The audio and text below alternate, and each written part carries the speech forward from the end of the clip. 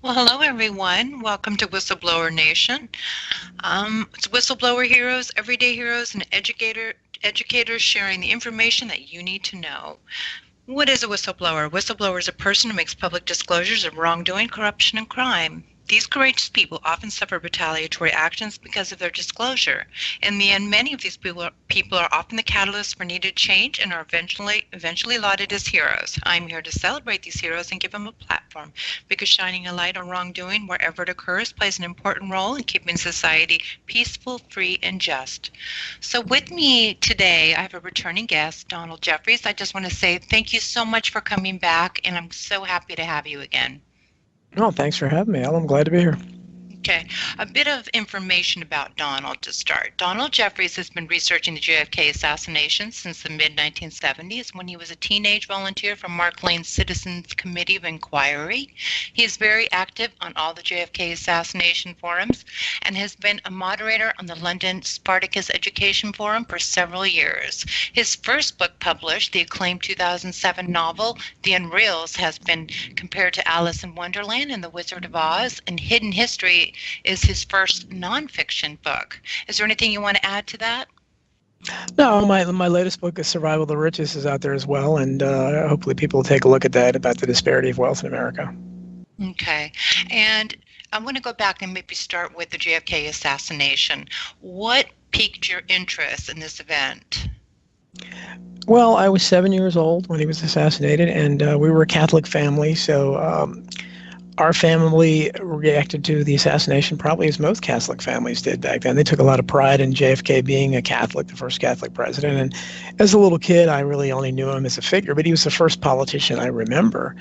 And I just remember the mourning, and that was in our household, our family, and all across the country, and the nonstop television coverage. So I was kind of saturated on that from a very young age. And later, when Robert Kennedy ran for president in 1968, I was already politically aware enough to really strongly support him because I had this Kennedy thing. I mean, like a lot of people, I wanted to see a Kennedy bring back Camelot and go back to the White House. So I remember when I was following the primaries very closely, and I still remember waking up that morning and yelling out to my dad, did Bobby Kennedy win the California primary? And he said, yeah, he won, but he was shot. So, and I remember just being crushed and devastated by that. And, kind of got away from politics a little bit after that until later as a teenager when Watergate got me interested again. And as I was pretty much just your average liberal Democrat, although very liberal, I was about as far left-wing as can be. And so, I hated Nixon. I still loved the Kennedys and wanted to be, the next Woodward and Bernstein. I thought I could be this great muckraking journalist. But then when I started looking into the Kennedy assassination, I first started reading the books on that and looking at, I had never, accepted that Oswald did it, but I really didn't know anything about it as far as evidence-wise. And once I started looking at the evidence, I thought, wow, this is incredible. And in my naivety, I thought, boy, if I contact these journalists at the television station that are like, well, I want to be one of these journalists, they're going to go crazy. They must not know about this. And it was really disconcerting to learn that they obviously did know about it. And while they had been doing everything they could to uncover the truth about what was in reality a two-bit, as they described it, a two-bit burglary in Watergate, which is really nothing of significance compared to the assassination of an American president, they had no interest at all in the JFK assassination. So it turned me cynical, and it changed my political views quite a bit. I kind of started looking into the far right things, and eventually I came back to where I am today, which is far left on most issues. I'm a populist, but I still have a hard time fitting in on either side because I'm a civil libertarian, and no one on the left or right seems to want to be a civil libertarian today. And like JFK, I want peace finally, and very few Americans seem to want that. They seem to be happy constantly with constant war. It really does seem like that. It's really unfortunate, of course. Did you see a transition when it seemed, well, I guess it's always been there, profiting off war? Was there a time period that you really saw a distinct change in the culture? No, well, I thought, again, when I was still basically a left-wing Democrat, I had hopes during the mid-'70s when when I was first becoming an activist and working for Mark Lane's group and trying to lobby Congress and the media unsuccessfully and being frustrated at that. And eventually that became, we were part of the effort that became the reality of the House Select Committee on Assassinations, which greatly disappointed all of us. I mean, we were really, really crushed the idealism that was in maybe to see these liberal Democrats up there. A lot of them, I just assumed they were the good guys, and to see them covering up and buying in the single bullet theory and all this nonsense.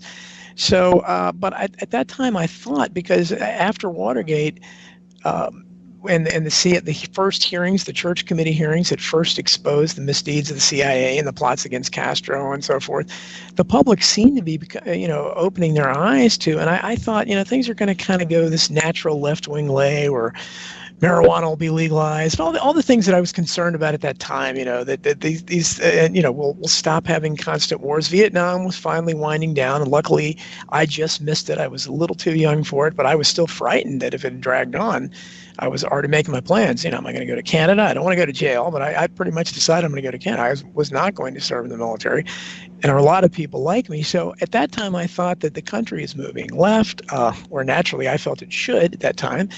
And I thought, once we get Congress to reopen the assassination investigation, all the truth's going to be exposed. They're going to find out, the CIA or the military-industrial complex or whoever killed JFK and MLK and RFK, and they did all these other awful things. And people are finally going to be aware we're going to see true reform. So I really had high hopes for that. But as we know what happened. And Jimmy Carter was, although he looks great in retrospect now with what came after him, but he was largely a disappointment to most of us. And then, with the election of Ronald Reagan in 1980, the country turned in an entirely different direction. And that brought us, I think, towards what I wrote about in my latest book, Survival of the Richest. I think all that really started in the Reagan years with the consolidation of wealth, the crushing of unions, and the huge CEO pay and so forth. So it was very, very disillusioning, because I had high hopes, and I was quite the idealist, in the mid to late 70s. But unfortunately, the country went in a different direction. Mm-hmm. Can we go back to the 70s a little bit? I know that one of the chapters in your book was titled "The Shooting of George Wallace." Can you tell everybody who he is, and do you believe it was a false flag? What do you think? What are the events surrounding that? What's your opinion? So people can hear that.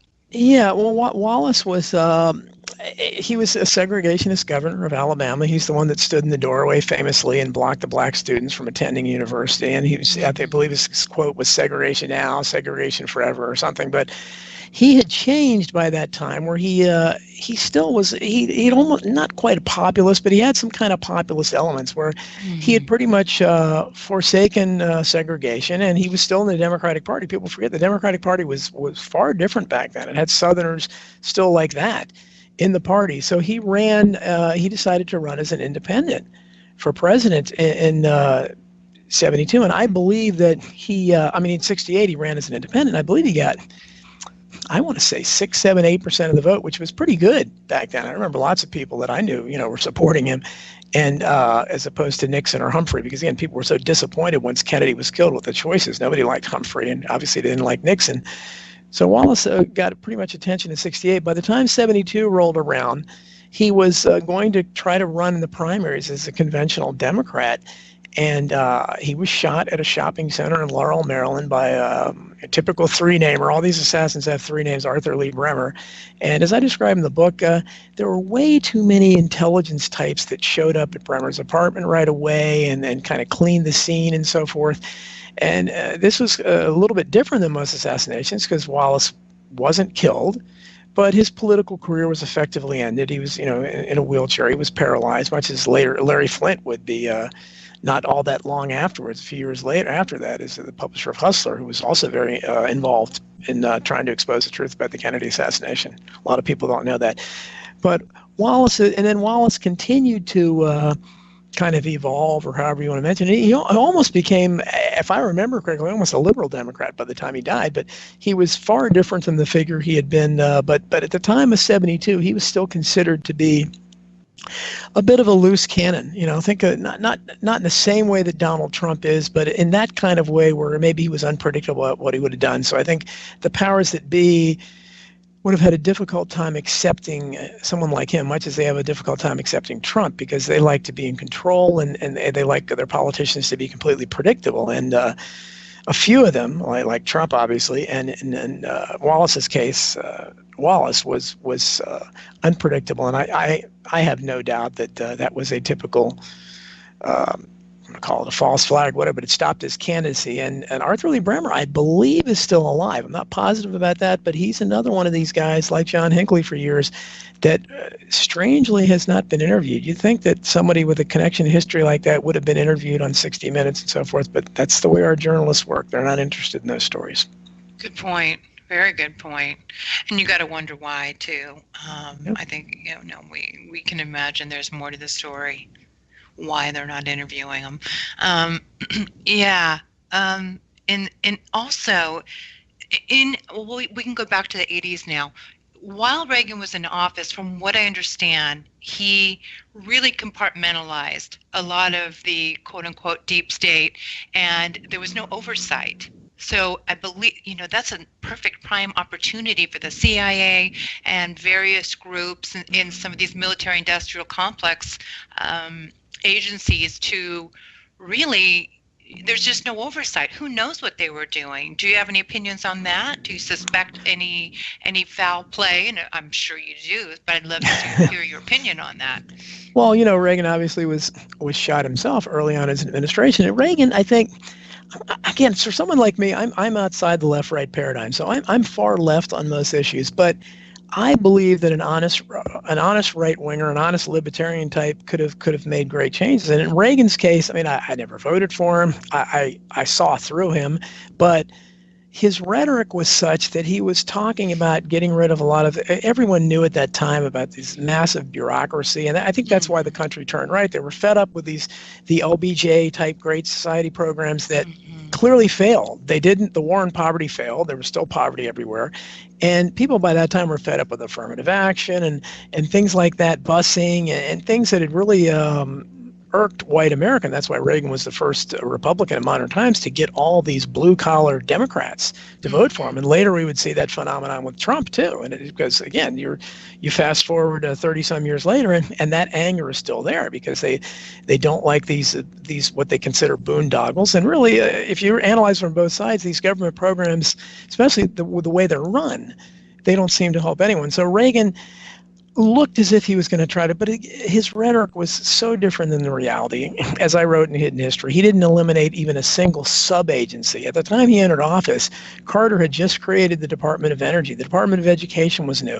He could have abolished, especially the Department of Energy, with no effort because it really hadn't gotten off the ground yet. He didn't even attempt to abolish those agencies, let alone anything else. And the biggest, one of his many disappointments, and I've written so critically of Reagan, I wrote something on Facebook the other day about it, where the longer I study these things, more and more I think, and he was a figurehead. He was not exactly like Trump, but he was truly clueless. He had early onset of Alzheimer's, we later discovered. Half the time I think Reagan thought he was actually in a movie. As you know, he's an actor for many years, so I think he thought he was playing a role. I don't think he was in control of anything. So to blame him personally is probably not appropriate, but still it was his administration. But during those years, so many disasters happened. We first saw the consolidation of wealth really, really grow. We first saw the birth of CEOs, which before that was an unheard of term. They were just presidents of companies, and they started making these incredible amounts of money, these massive bonuses, and and of course he cut taxes, but he only cut taxes for the absolute 1%. He cut the top tax rate dramatically. The bottom rate actually went up. And most importantly, Social Security tax rates went way up. And most people don't realize still to this day, when I try to talk to them about it, the Social Security taxes are only on the first $119,000 of income. The first 119. So it's the poor and the working class whose taxes went up. And Reagan, this great tax cutter, actually thought up the idea of taxing Social Security benefits. And I don't think anybody but me is talking about that now. And the right didn't seem to care. They still don't talk about it. But I mean, it's a double tax. You're being taxed on something you've already been taxed on your whole life. You're just getting your own contributions back. But apparently everybody's okay with that. And that was born under Reagan, as well as he dipped into the general revenue funds for the Social Security and mixed them in more than, I mean, that had happened back to LBJ, but Reagan really made it into an art form, and that's why it's the mess that it is today. But he was, and his Immigration Reform Act was awful. At that time, we could have done something about immigration in 1986. And again, at that time, there was a great deal of anger on the right. The right wing was very much against this immigration because they were, and I don't think it was because they necessarily thought it was going to lower wages as it did and have such an impact on the labor markets as it has, but because of the fact that it was changing America ethnically, and that so they weren't really looking at it the way I would look at it, like they're exploiting cheap labor. But regardless, Reagan, that was supposedly one of his issues, and he not only did nothing about it, but when he signed the 1986 Immigration Reform Act, it opened the door to millions and millions of family members and connected family members coming into the country, amnesty everywhere. And that was when the barn door probably was shut forever on trying to really do something about immigration. And his income tax reform act, again, hurt working class and poor people because it eliminated all the deductions on any kind of interest other than mortgage interest. So people up until that time have been able to write their credit card interest off, their car loan interest off, their student loan interest. We know how important that would be today. All that was taken away so that only the mortgage interest was left. So those were just disastrous in terms of how they impacted the war, and not to mention the working class. And of course his conflict with the air traffic controllers just opened the door to a war on unions. And even though I've never been a union guy, but I recognize how beneficial they were to non-union workers as well, because just their presence lifted the pay and benefits all across the board. And I use the examples all the time of somebody I know today that worked as a cashier for Safeway, a big grocery chain, back in the early 1980s and was making $17 an hour. That translates today, in today's wages, to over $112,000 for a cashier at a grocery store. That same position, same company today pays less than $10 an hour. So I think, again, the Reagan years opened the door to all that. Well, here in Portland, we have like a $12 per hour, pretty close to that minimum wage, which is pretty remarkable. Yeah. Yeah, in Oklahoma, I think is half that almost. I think it's $7 and some change. So It's interesting. And the cost of living is not much different. Different. It's pretty amazing what's going on in today's world. Before we get to current politics, I'd like to talk a little bit about Bush and the Bush administration and some of the politics during that time, if you don't mind. Sure, you're talking about the first Bush? Sure. Well, that's what I'm intending. We'll go to the first Bush, and then we can go to the second one and talk about the policy during that time. And sure. Well, George H.W. Bush was obviously first ex-CIA director to be president. Came in with an interesting background, and most people sophisticated enough think much as later Dick Cheney, who W as vice president, would really kind of be running things at the political level in the White House. I think there's no question that Bush, George H.W. Bush, who was Reagan's vice president, was running things at the political level. Again, there are only people above the scenes that so when I criticize these politicians, I try to remember that there are always forces above them that are not elected that are really pulling the strings, and these politicians are working at their behest. And when they don't do what they say, as in JFK, for instance, then you see unfortunately what happens to them. But George H. I described the scandals in the book there. He basically came into office with the October surprise scandal, which I posted on Facebook the other day. We now have excerpts from Reagan's diary that admitted he knew about the October surprise, that they were delaying the release of the Iranian hostages to impact Jimmy Carter and kill his chances of re-election so that Reagan could be elected. Well, Bush was, as I described in my book, was all over that, flying on air flights, and he was the guy really running that again, and not Reagan at the political level. There's so many. Bush was, he brought in kind of a new elitism, where you had most presidents came from wealthy backgrounds, Franklin Roosevelt, people like that, Kennedy, obviously. But Bush had an elitism about him. I don't know if you famously remember him looking at his watch during a debate, and he also rather remarkably couldn't even come close. He couldn't even guess what the price of a gallon of milk was. That's how connected he was. and critics kind of jumped on that. It did, but it didn't seem to affect him again in the polls because he was connected to Reagan, and Reagan by then already, although he opposed Reagan and called Reagan's politics voodoo economics during the campaign, but he was still his vice president, so a lot of people supported him just because of that. And I think one of Bush's most shameful moments, and again, it was a hint of what would to come, is that when the Chinese students, the courageous students, stood up against a real totalitarian regime in Tiananmen Square back in, I guess it was 88, 89, Bush, he didn't even make the symbolic gesture of revoking China's, and the Chinese were retaliated by running them over with tanks and killing them, and the whole world saw that horror. Bush not only didn't really condemn it, he didn't even make the symbolic gesture of revoking the most favored nation trade status of China. I mean, that would have been something he could have done easily. He didn't. So keep in mind, when Trump does some of the stuff he does, that's why a lot of us out there admire that kind of thing from him, because someone like a Bush, a previous Republican, you were getting student protesters literally being run down and killed by the Chinese government. And this guy couldn't even revoke their trade status. I mean, and he was criticized, people like Pat Buchanan, honest people at the right back then, but really the establishment backed him, and this is what they want. And that's why I think Trump gets into so much trouble with his trade policies, because that has to do with that free trade and the globalism it's connected to. And but Bush was a disaster, and there's no question about it. And I would just look at everybody's from Kennedy on, since they killed Kennedy. The only blip a little bit was Jimmy Carter, because in retrospect, Jimmy Carter looks really good, but he was hugely disappointing in his time. But other than him, I mean, it's just been a downward slide. I mean, you keep going through Bush, and then Clinton, and then the other Bush, and Obama, and Trump. It's just been one disaster after another in the White House. And of course, after Bush Sr., along comes Bush Jr. And from what I understand, Bush Sr. did not favor the next president, his own son. I believe he thought Jeb was the one that was going to go far in politics. It was very surprising to him. And I heard that he just really had very little belief and hope in him. So ironically, he did end up in office.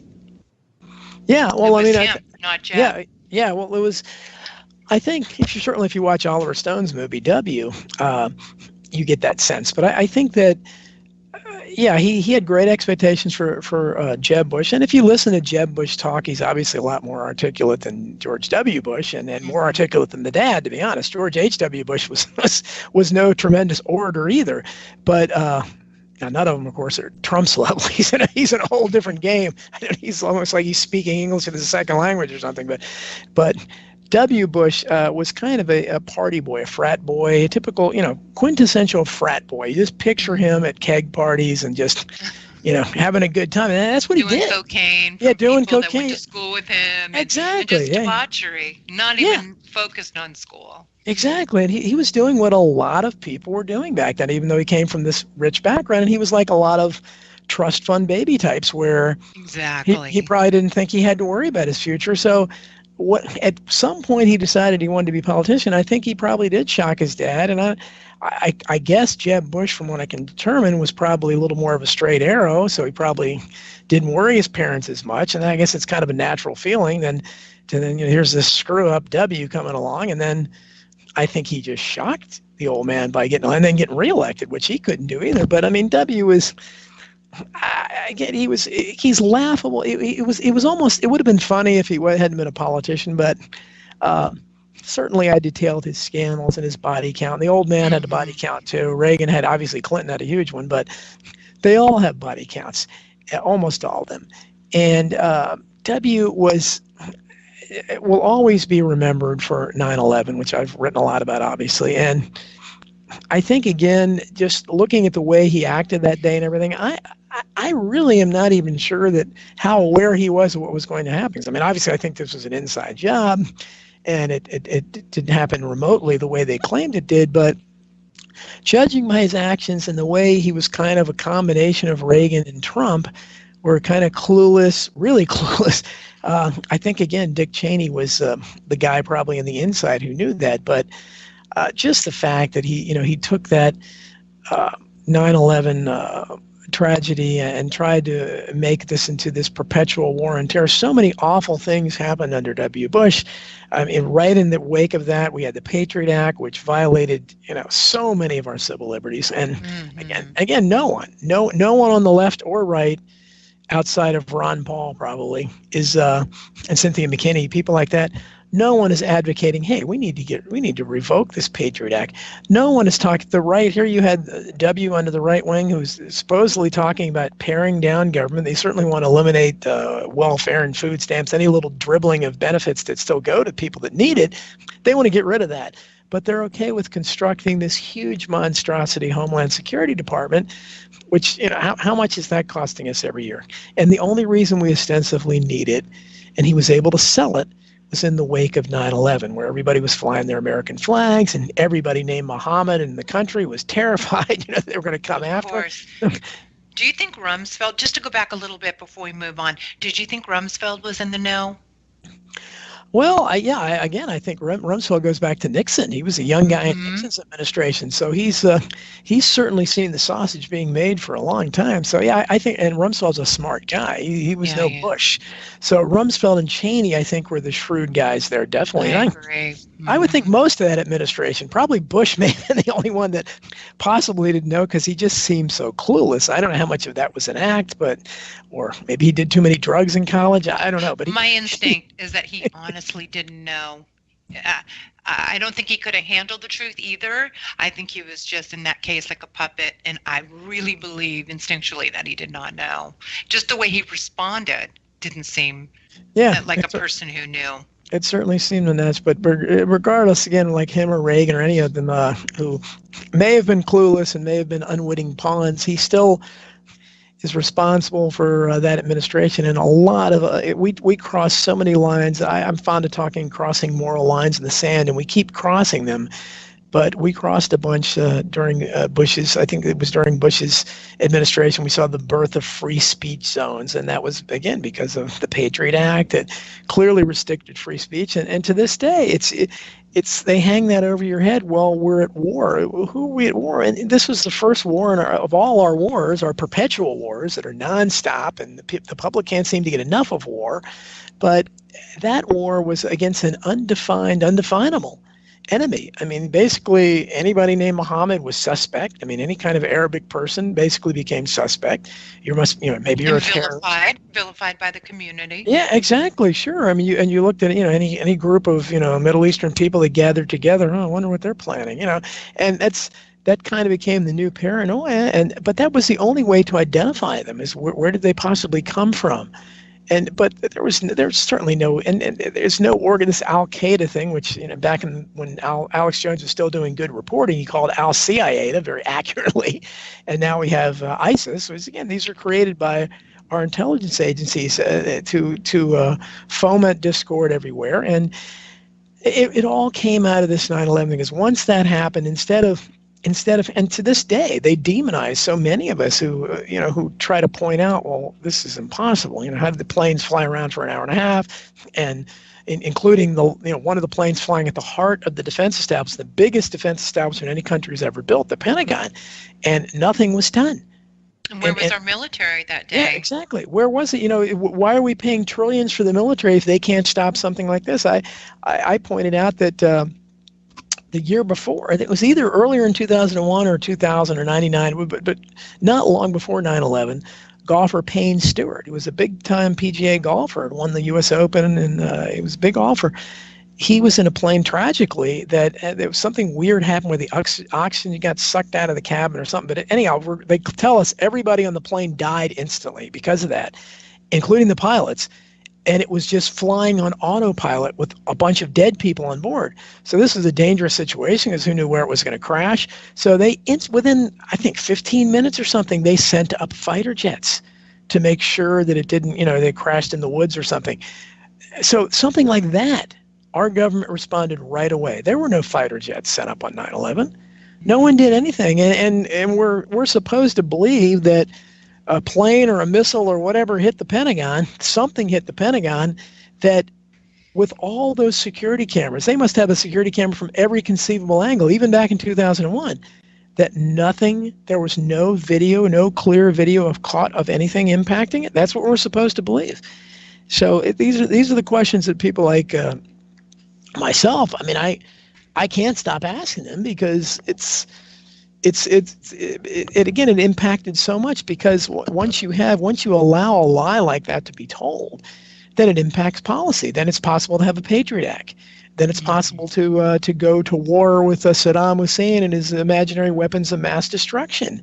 It's possible then to invade Afghanistan. It's possible to keep all this stuff up because we can't let the terrorists win. And no one, if you deconstruct the original lie that all this was built on, and you discover, wait a minute, these weren't 19 crazed Arabs, who apparently some of them are still alive, if we're to believe, who somehow, armed with box cutters and plastic knives, were able to take over these airliners that day. It wasn't them. It was our own government that did this as a false flag and was willing to kill Americans, much as they had all the way back to Pearl Harbor.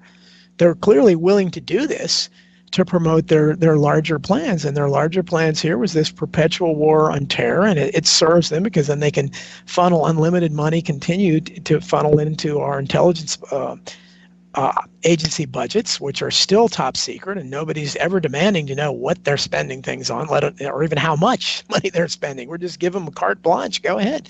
But with the war on terror now, that is so open-ended, nobody questions anything. And certainly, for all his populist rhetoric that he still espouses here and there, and Trump was never going to question any of that.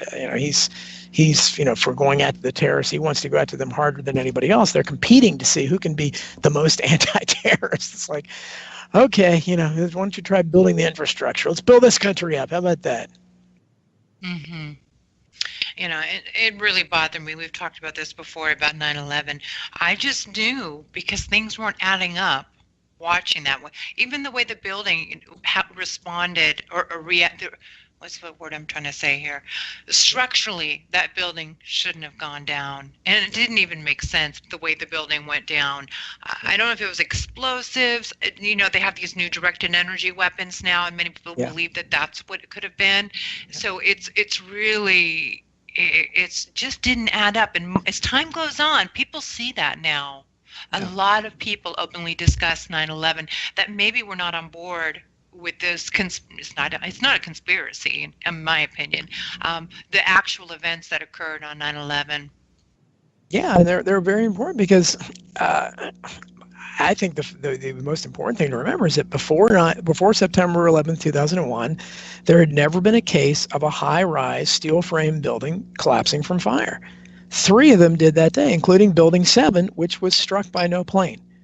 After 9/11, there has not been another case of another steel frame building collapsing from fire. So on that magical day, 3 did, including one that wasn't hit by a magical cocktail of jet fuel or whatever impossible thing they claimed that brought it down. But yeah, just a cursory. But what happens is, when you investigate this, you get emotional reactions from people.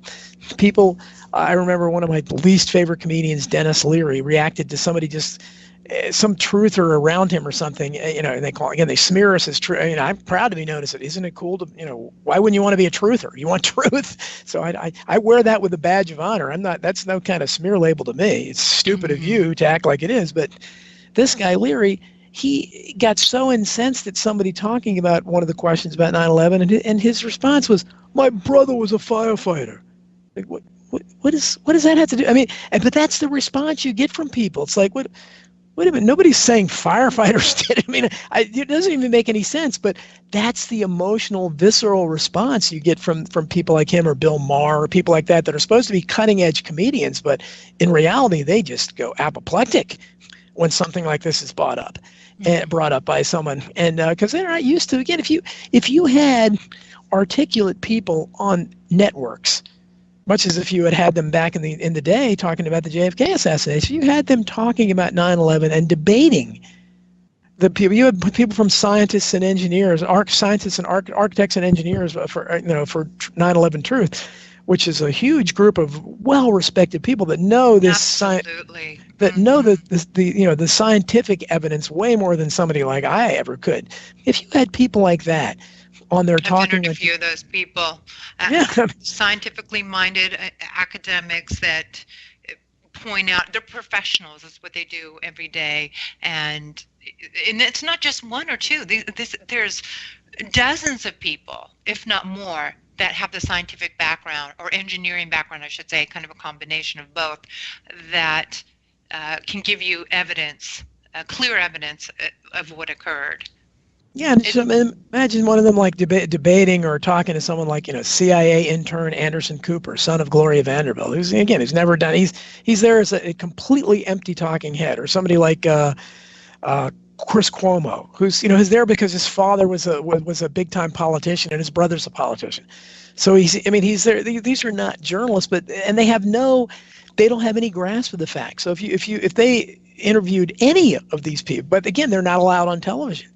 But again, if they were there, they would make mincemeats of it. They would literally they'd probably just run crying from the sound set, I guess, because they couldn't handle it, because the truth is so counter to what they are promulgating 24/7, what they are telling you. And it goes back to the old Firesign Theater, back in the 60s, once one of their credo is everything you know is wrong. And a lot of times that's my credo too, because I feel like most people, everything they know is wrong. They just, whatever they think about something is filtered from this awful establishment media we have that just constantly feeds them disinformation nonstop. And certainly on 9/11, there's never, as far as I know, there has never been one television program on any network, at least JFK assassination, a few, very few, here or there got through, and I mean very few. But 9/11, nothing. There has never been one, there's never been the kid that, Dylan Avery. I'm friends with his mom on Facebook, Annie Avery. But Dylan Avery, somebody like that, who did the great documentary Loose Change, something like that. Somebody like that could be on television.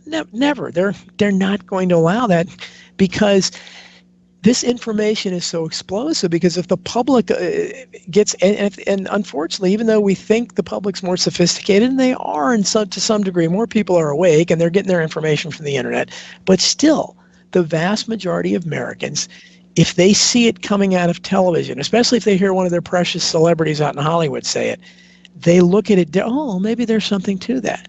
You're absolutely right about that. There's people that just don't believe so many things that are kind of kept secret and will never be in mainstream media. And what was my point? Oh, geez, it'll come back to me. It'll come back to me. It's okay. The celebrities. Jesse Ventura. There's people that I've talked to that said their mother didn't believe in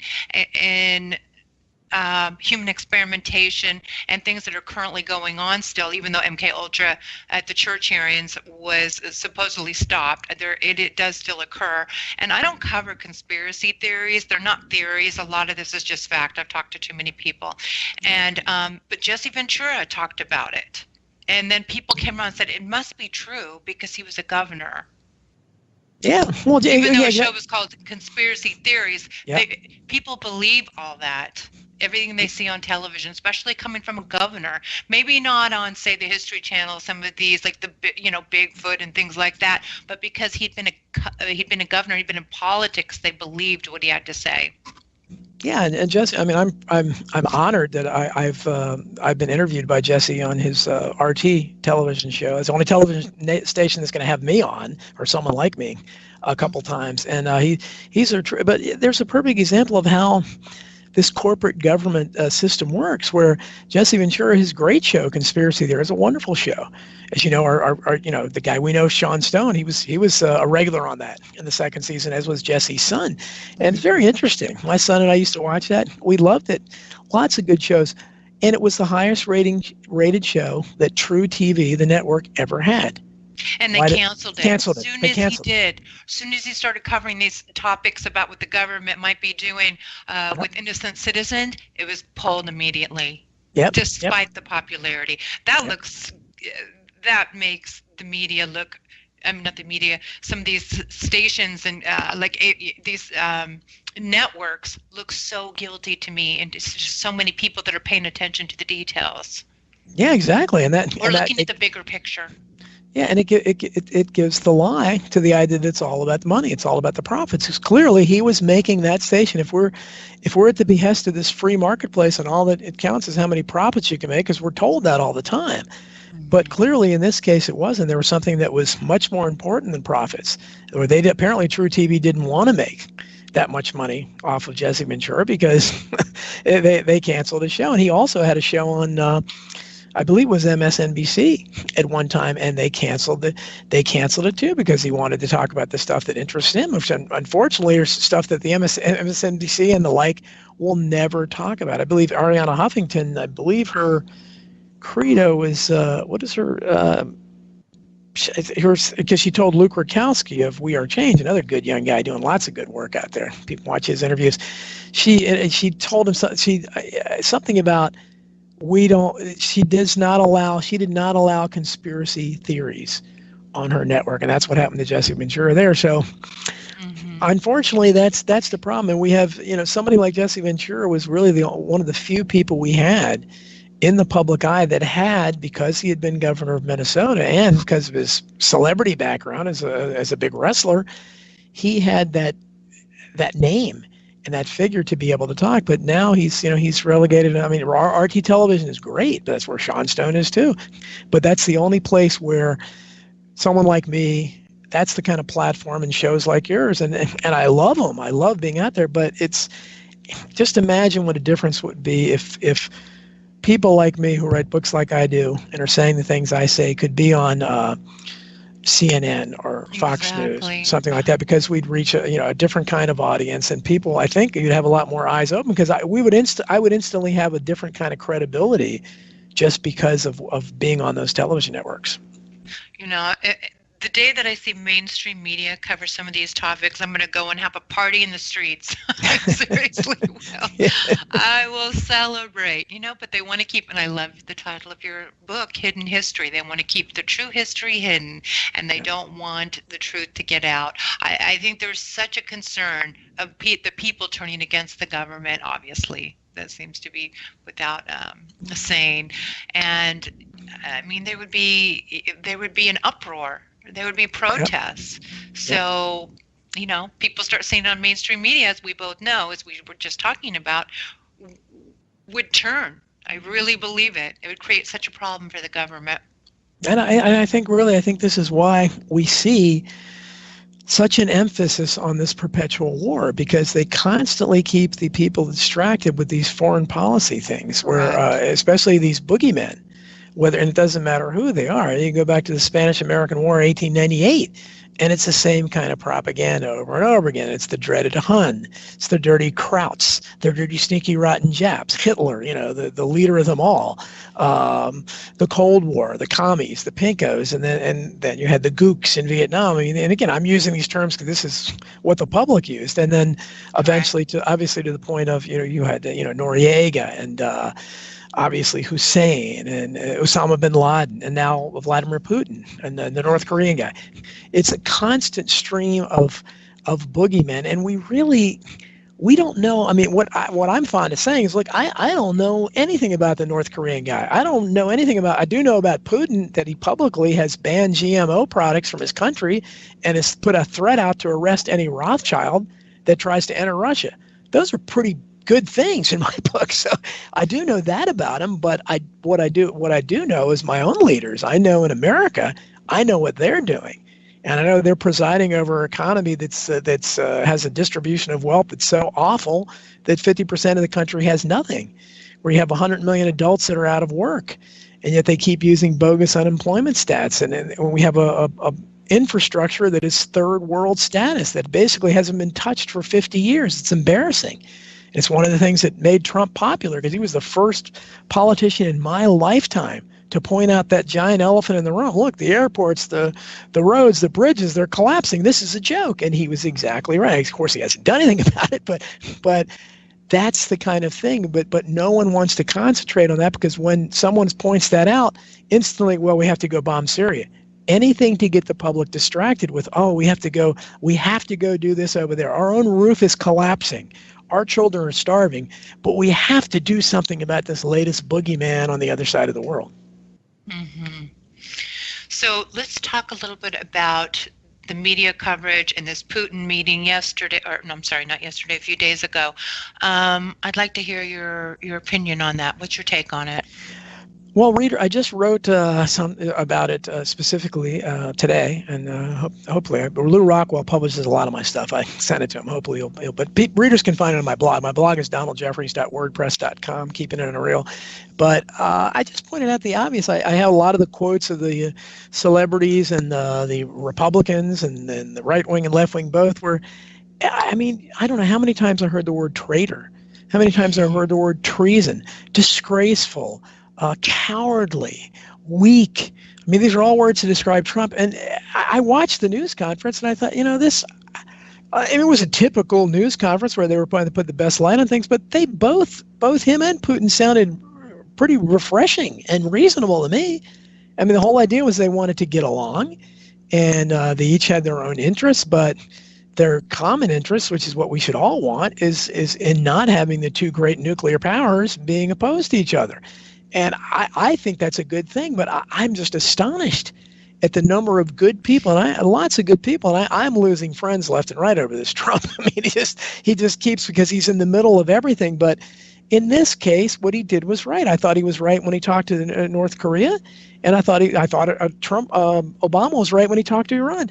I think it's right to do that. I think peace is always better, and I don't understand the treason stuff, but then I've written so much about the Russian collusion nonsense where they took, this is all built on, again, the lies fed by the same discredited media that is still telling even lots of my friends in the JFK assassination research community. I said, who you're siding with here? You're siding with the people that keep telling you Oswald did it.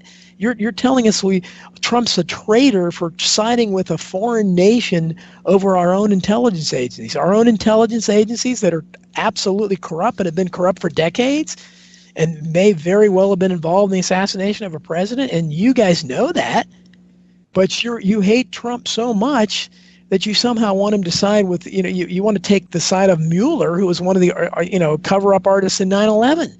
But you guys are acting like these are the good guys because you hate Trump so much. And again, what was he doing? All he was doing was stressing peace. He made a great quote that I put on Facebook where he said something like, I can't remember it exactly, but for Trump, it was pretty good. It was like, I'll always put peace over politics or something. But it was something I would think that everyone could agree with. But I don't know what the critics of this want. I mean, I'm not sure, and that's what I keep asking. What is it? Do you want war with Russia like Hillary Clinton does? John McCainiac and everyone in the Paul Ryan, everyone in the media wants, because that seems to be by rejecting the idea. They keep talking about Putin being a murderous thug. That was one of the quotes. Like, well, how is he a murderous thug? I mean, I don't. We have a murderous foreign policy where we're killing civilians left and right in nations all over the world. To my knowledge, Putin doesn't have that kind of foreign policy, although the Soviet Union certainly once did. And it's ironic that these same leftists, during all the years of the Soviet Union existed, they constantly stressed that we can't have any confrontation with them anywhere. We need to have détente, which I agreed with. We need to sit down and talk with them. So we could sit down and talk with them. We were allies with Joe Stalin, who I don't think anybody still knows how many millions he murdered as leader. But Vladimir Putin, the guy who all I know about him is he banned GMO foods and wants to keep the Rothschilds out of his country.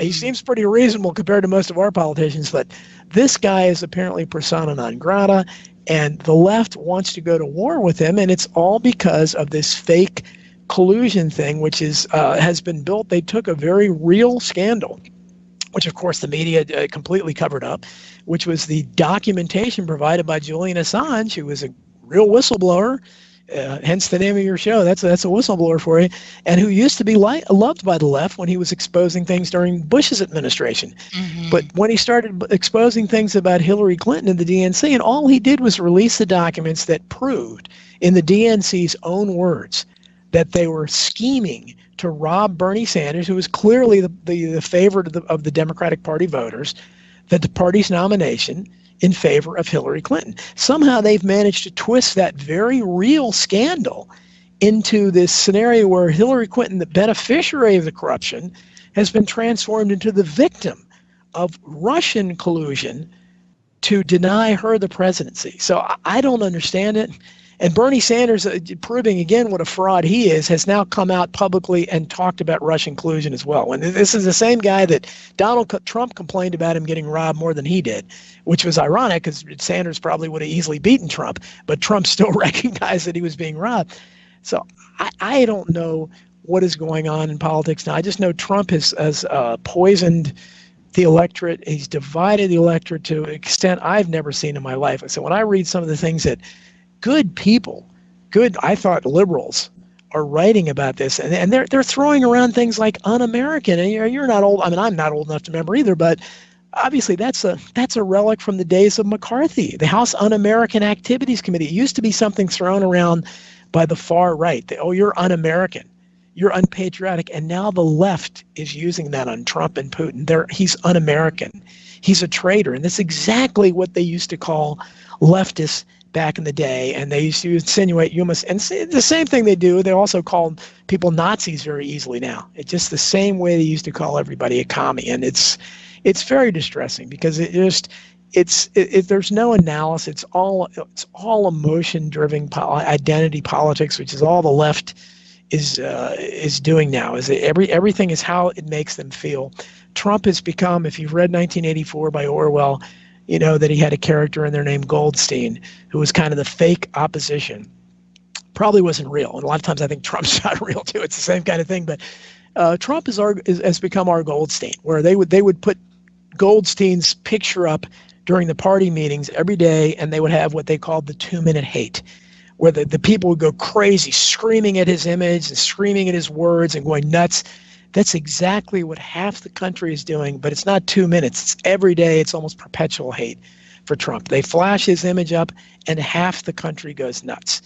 And I've never seen anything like it. I mean, his personality is obnoxious. He's over the top. He can't put two sentences together half the time. Even when he's saying something great that I think he can't say it correctly. He's so inarticulate, but I don't understand the hatred for him. Policies really haven't changed much. I've been totally critical of him because he keeps naming awful people like John Bolton, the Kavanaugh guy who was the main architect of the covering up the Vince Foster murder.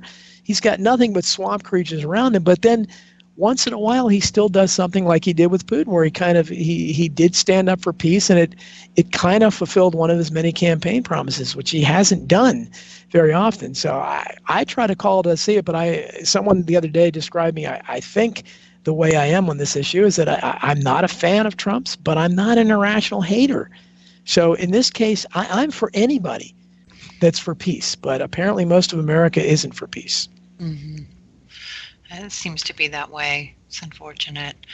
Well, again, media is controlling the spin. Media is controlling the stories. Yep. They can spin it any way they like. Absolutely. And he made a lot of enemies by calling them fake news and all these. Now they're out to get him. Yeah. And again, that was his attraction.